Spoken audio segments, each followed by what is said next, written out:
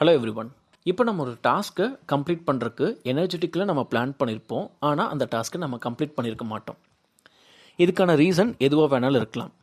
Friends and family நம்மளை disappoint பண்ணியிருக்கலாம். நம்முடைய பாஸ்ட் எக்ஸ்பீரியன்ஸில் இருக்கக்கூடிய தாட்ஸ் நம்மளை டிஸ்டர்ப் பண்ணியிருக்கலாம்.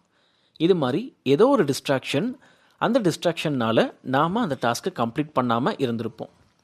இப்போ இந்த டிஸ்ட்ராக்ஷன்ஸ்னால நம்ம அந்த டாஸ்க்கை கம்ப்ளீட் பண்ணலைன்னா யாருக்கு லாஸ்? நமக்கு தான். வேறு யாருக்குமே லாஸ் கிடையாது, நமக்கு தான். இந்த மாதிரி டிஸ்ட்ராக்ஷன் ஆகாமல் நம்ம ஸ்டார்ட் பண்ண அந்த டாஸ்க்கை கம்ப்ளீட் பண்ணுறதுக்கு 6 tips. The first one, you should not get involve in any distractions. நம்ம டிஸ்ட்ராக்ட் பண்ணக்கூடிய mobile, people and any thoughts எதுலேயுமே நம்ம இன்வால்வே ஆகிக்கக்கூடாது.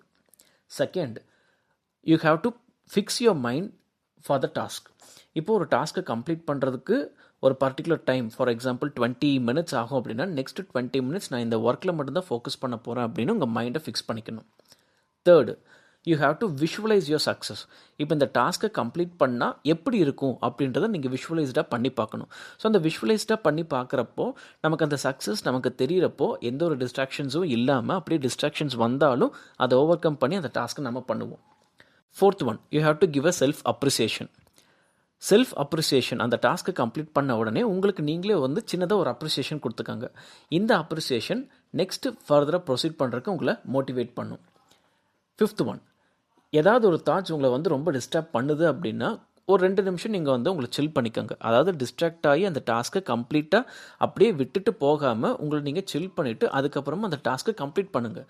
மேபி ஒரு 2 மினிட்ஸ் வாக் போகலாம், இல்லை ஒரு சாங் கேட்கலாம், இல்லை ஒரு காமெடி பார்க்கலாம், இல்லை யார்ட்டையாவது பேசலாம். இந்த மாதிரி ஏதோ ஒரு ஆக்டிவிட்டியில் உங்களை ஒரு 2 மினிட்ஸ் ரிலாக்ஸ் பண்ணிவிட்டு எகைன் அந்த ஒர்க்கில் கண்டினியூ பண்ணுங்கள். அதை கம்ப்ளீட்டாக அப்படியே விட்டுட்டு போகாதீங்க.